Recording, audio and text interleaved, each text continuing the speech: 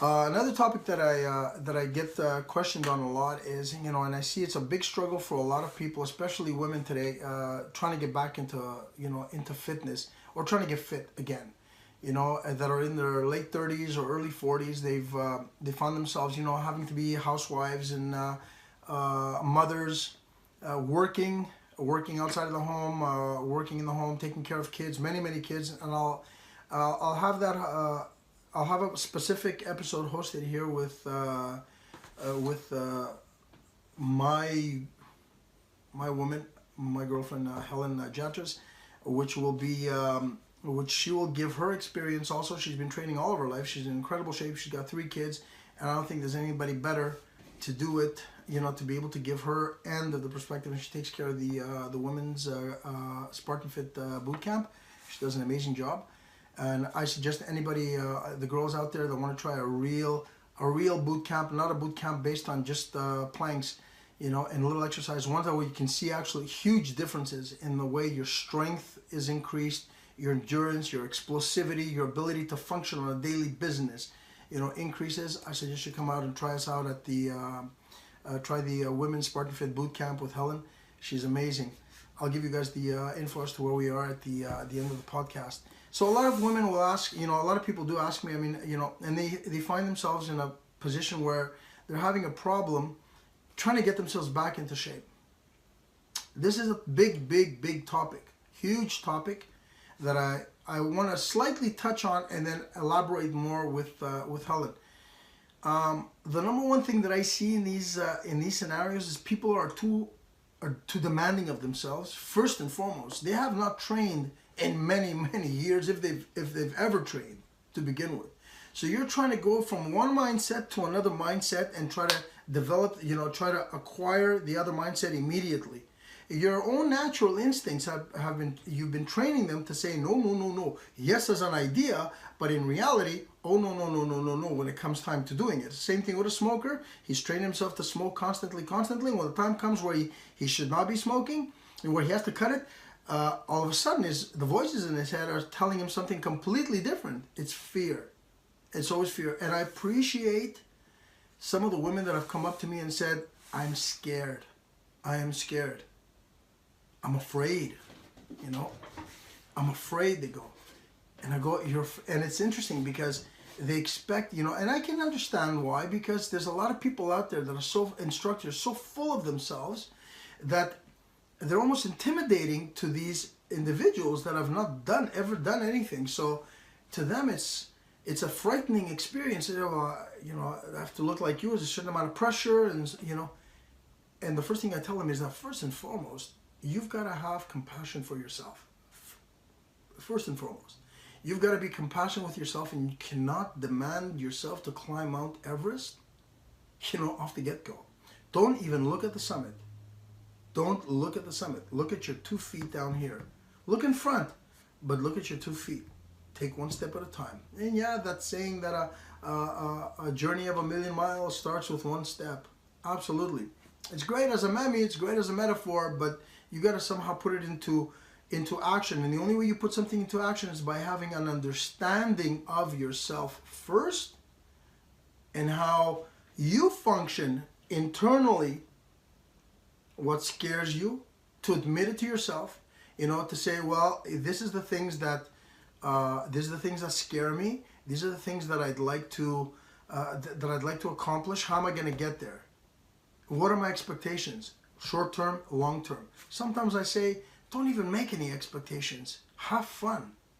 Get out there and have fun. Say, I'm going to fuck up. I'm so going to fuck up. I'm going to have a good time fucking up. If you've got a good instructor, one that feels for you, has got empathy for you, sees that you're going to be, that you have brought yourself to the point where you say, hey man, I want to do this. They understand your position because they've been there themselves also. They will be very sensitive to that, and will make you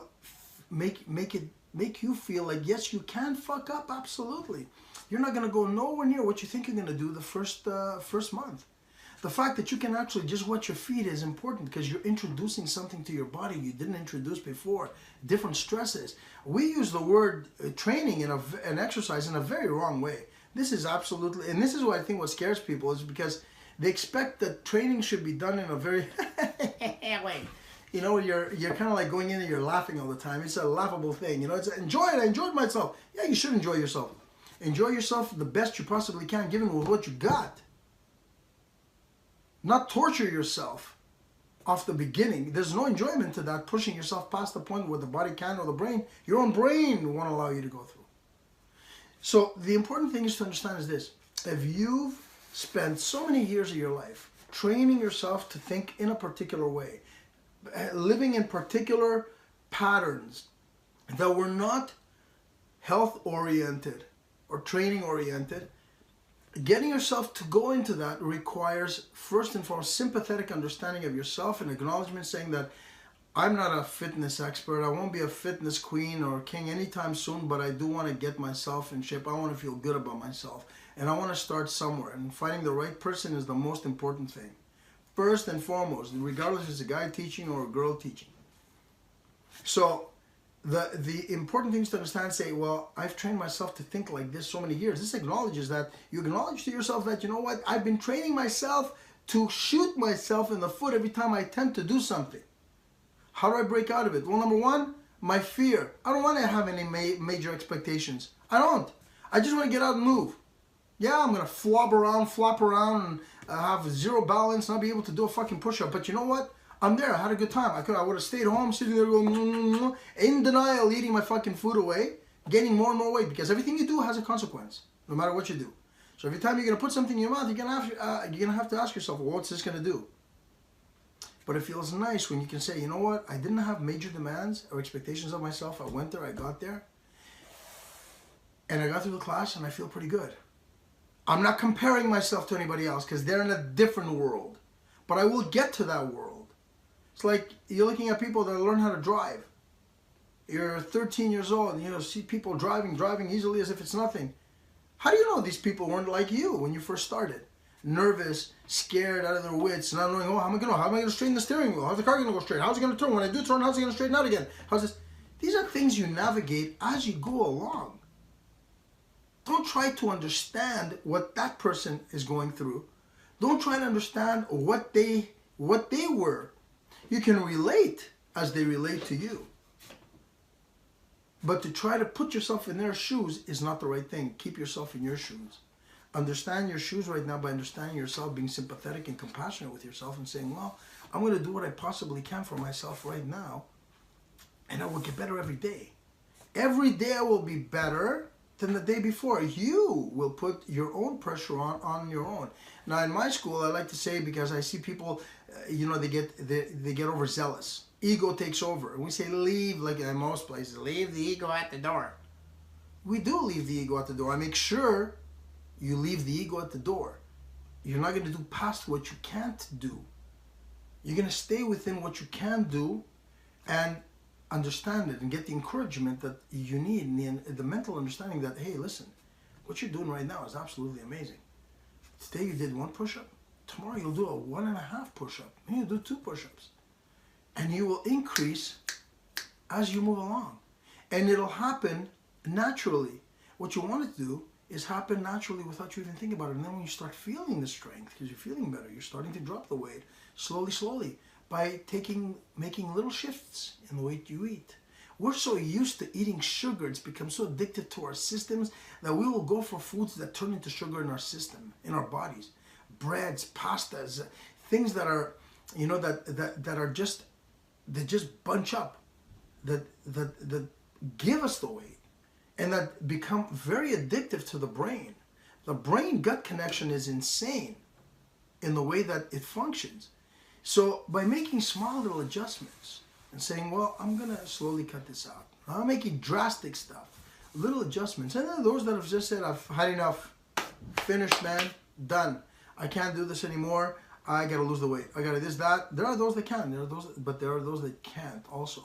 There's those that just say, I can't do it like that. That's fine.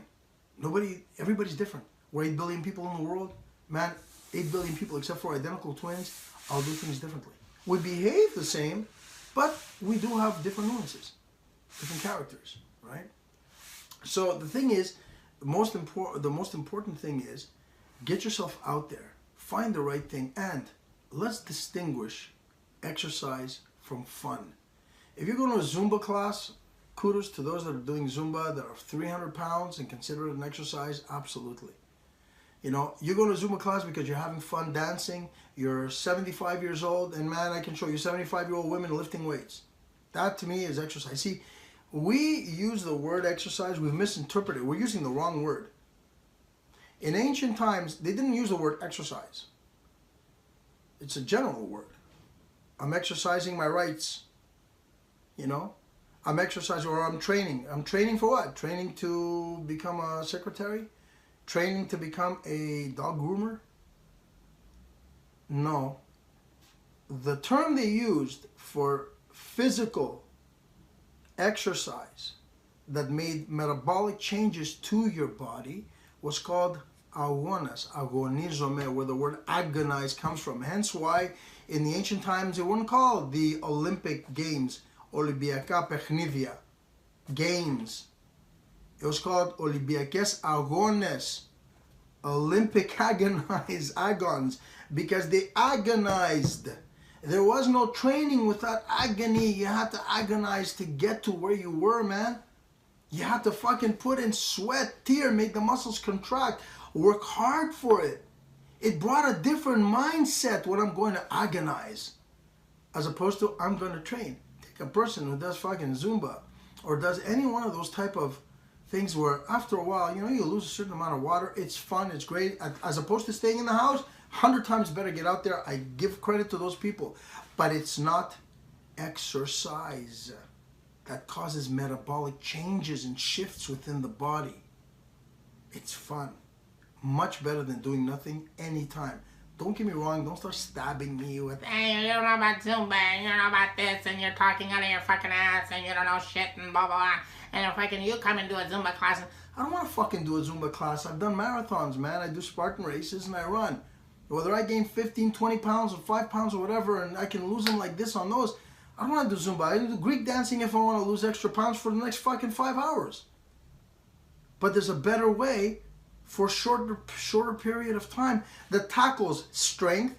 They will not tackle the strength required to create density in the bone in the skeletal muscular system, which the only way that is done, which is known today by medical scientists and biologists and those in human kinetics and human sciences, is that by very, very heavy resistance. Heavy resistance, it tugs on the muscle, lifting something heavy, pushing something heavy, tugs and pulls the ligaments on the muscle, on the bones, which create density. Now you put good food behind that. You don't see the effects of what good exercise with good food will do to the body. I bet you if the body was transparent and you could see it, which would be pretty fucking ugly, you'd probably see it differently and say, wow, this is what it's doing. As opposed to, I had my Zumba class today, or I did a little bit of Greek dancing, and you know what? I'm going to go home and have my popcorn. Because it's only got like 600 calories. It ain't going to work that way. That's not going to strengthen your bone. That's not going to strengthen your muscle. It's not going to strengthen the muscle fiber or the muscle group itself where you need it. And that's what causes, especially within women, osteoporosis after the age of 30, 35, which starts decreasing. And for men, it doesn't do anything in terms of their raising testosterone, which is known to actually help longevity. It doesn't help balance out the estrogen testosterone levels within men or women. It is an aerobics exercise, and at the very least, to the lowest end. You want an aerobics exercise? Run. Melt the fucking fat off. But then again, you can't outrun your fork. So people going into an exercise program, especially those that have not done anything in years, understand this. You have trained your entire life to not do this. You have trained most of your life to do what you're doing now regularly. Go to work, have a bagel, get up, have a coffee, have a bagel, put something in your system right away. Have a coffee, go to work. Oh, I had a piece of celery for snack, but I had a pizza slice for lunch. I mean, really? Come back home, I made fusilli alla pasta della blah blah blah, and I made my own bread. I made my own bread. I didn't buy my bread from outside. I made my own bread. So it's homemade, carbohydrate, hard clogging, muffin top filling, bread. It's my own. It's different from anybody else's, different from store-bought. It's my own. So that excuses me and makes me eat. And then have some more snack and then eat all the way to 12. And I had a glass of water so I can make sure that I can go to bed okay. But I ate an entire fucking Noah's Ark. But I had a glass of water. And the first thing I do is I get up in the morning and I have a glass of water. Then I have the rest of the crap throughout the day. So you've trained yourself to do that for years. I'm just making a little, just a little fun here. But you've trained yourself to do that for many, many years. What you need to do now is first be very compassionate with yourself and understand that, hey, listen, it's going to be a little bit of an uphill. Not a massive uphill. The difference between a loser and a winner is a loser looks at stuff and says, hey man, I can't do that, man. That's impossible. I can't do that. I can't do that. Based on what I'm at, where I'm at, I can't do that. A winner looks at it and says, yeah, it's going to be pretty hard. That looks pretty hard. I've got a long way to go, but it's not impossible. I can do it. So the way you think about it up here is going to change everything, first and foremost. It's understanding that you're not going to do everything in one day.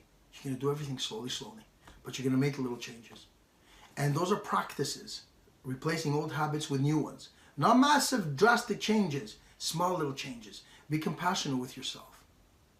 And then move on to slower. Now, here's the funny thing. Here's where people fail. This is where people fuck up big time. I need the next 2 months to get in shape for summer. Bikini. They're like 300 pounds overweight. And they need the next 2 months to get into shape. Really? Seriously? 2 months? To lose 50 pounds?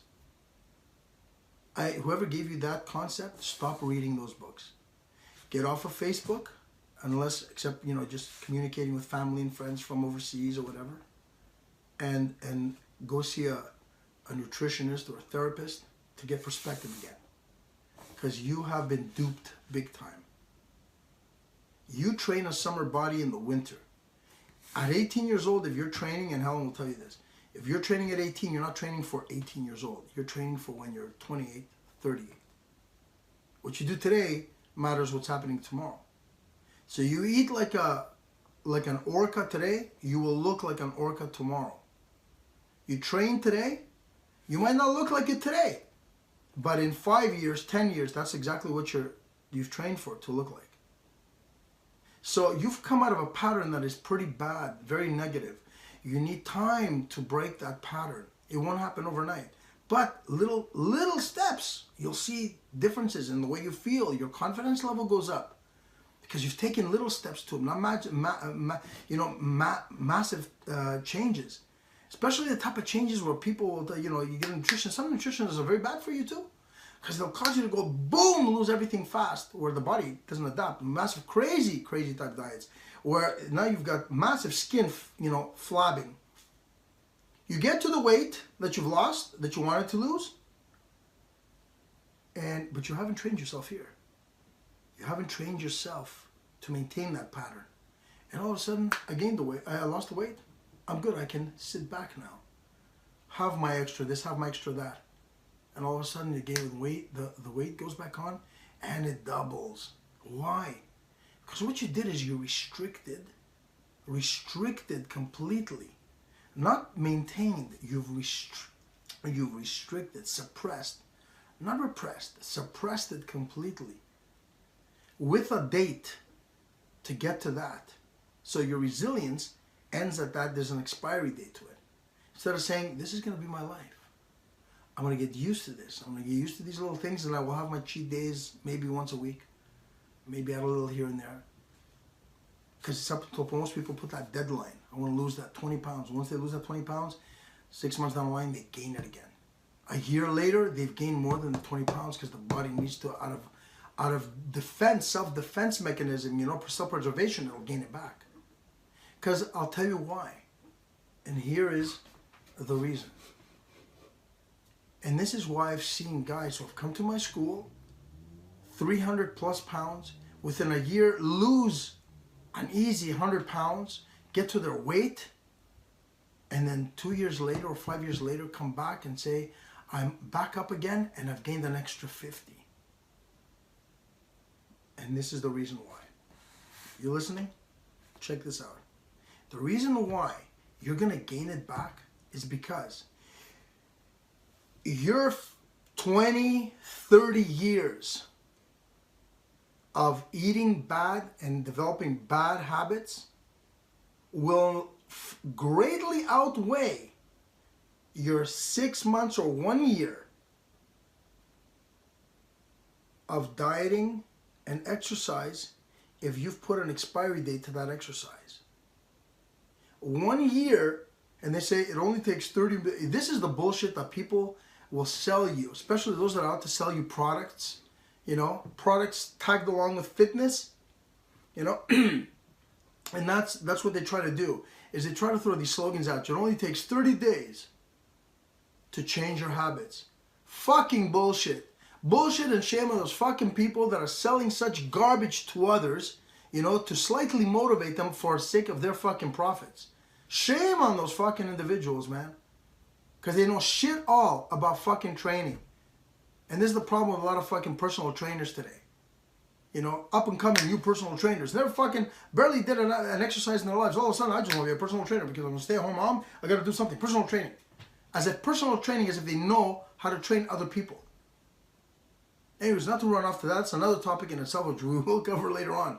So now you've got 20, 30 years of training, of eating like a slob, having no patterns except bad patterns, telling yourself the wrong things up over here, finding different reasons to eat all this bad food, and now you started slowly, because your pattern doesn't change the minute you start exercising. But I've changed. Now I'm on the other side of the wall. Yep, you've entered the 1%, but you must stay there.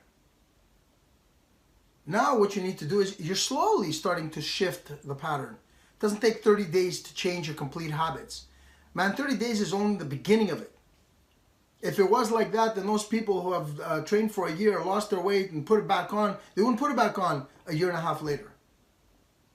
It's because there's a particular pattern embedded in us. It is a bad pattern. It's like AA, man.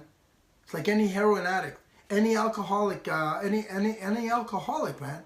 It's like once you've developed that, once you're off of it, you must stay off of it. You must understand that it is easy for you to fall back on that. You must outweigh the good patterns with the bad patterns by reinforcing the good patterns in a long-term effect, in the long term, not in a short term. I've lost 20 pounds, I'm good, now I'm going to lay back and that's it. You're going to lay back, you're going to get 20 plus 10.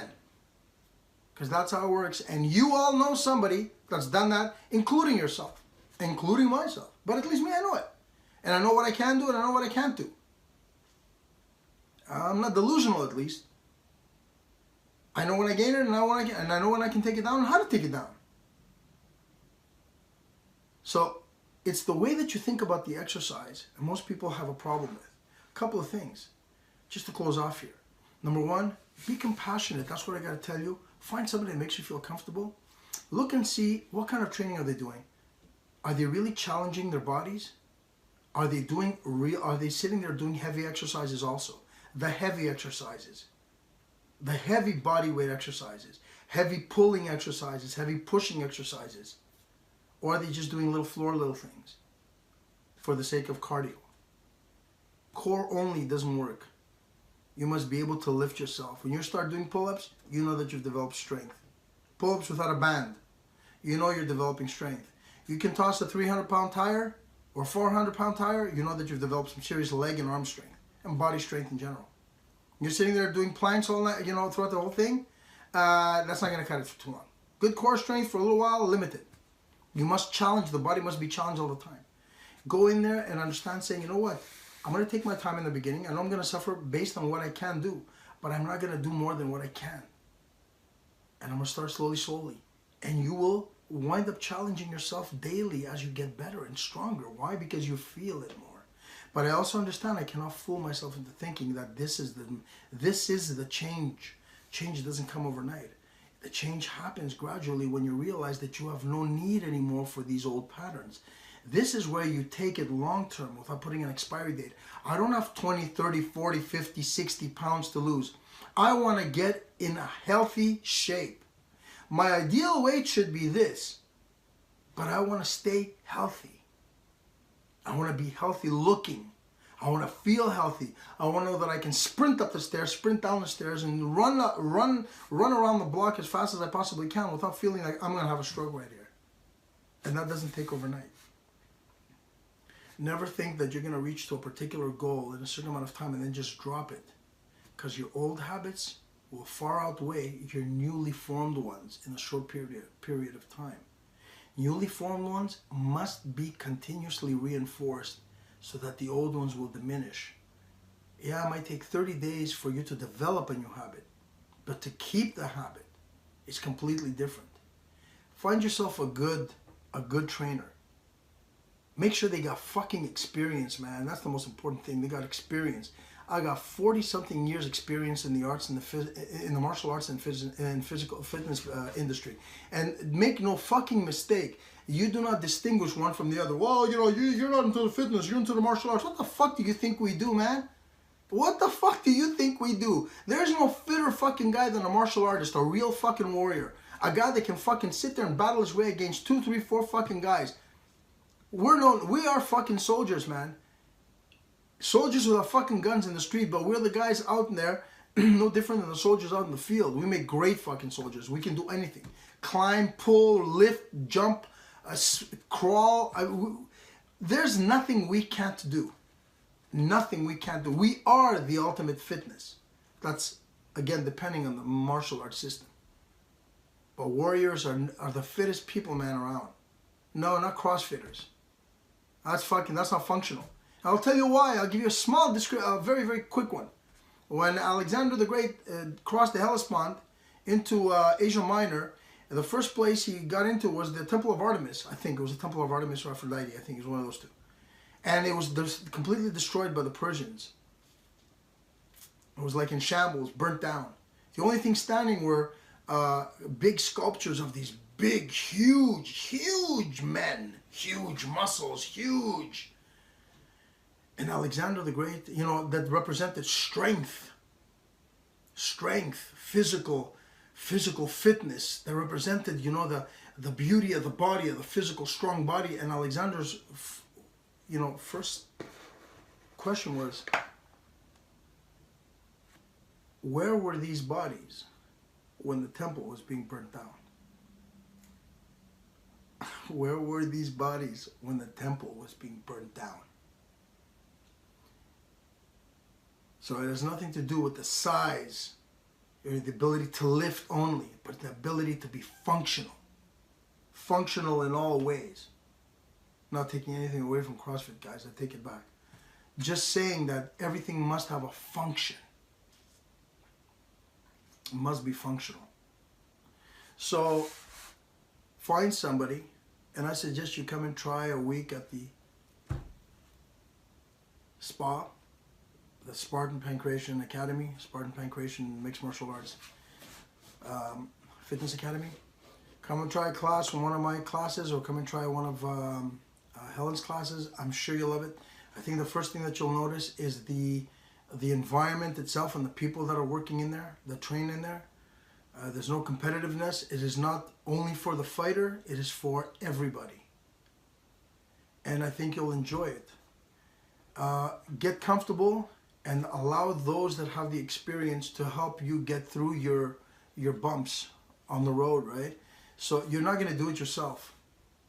But find those that, and find and look and go and come in. We give a week. Go to places that'll give you at least a week, not a day where they put their best foot forward. Man, we put our best foot forward every day, you know, and see that these exercises are challenging. Because even though you might not be able to do that exercise, you'll do another exercise that will slowly get you to that exercise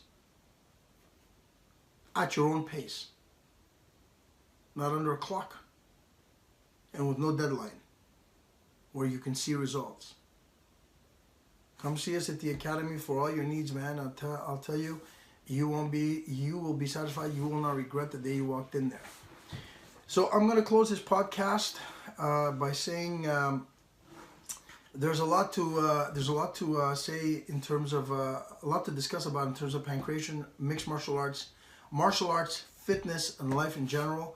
There's a lot of things that we are gonna be talking about in the up and coming podcast. I'll have Helen up over here. My co-host George will be here. We will be discussing MMA news that are out there circulating at the moment, and that's it. So again, come and drop by the spa.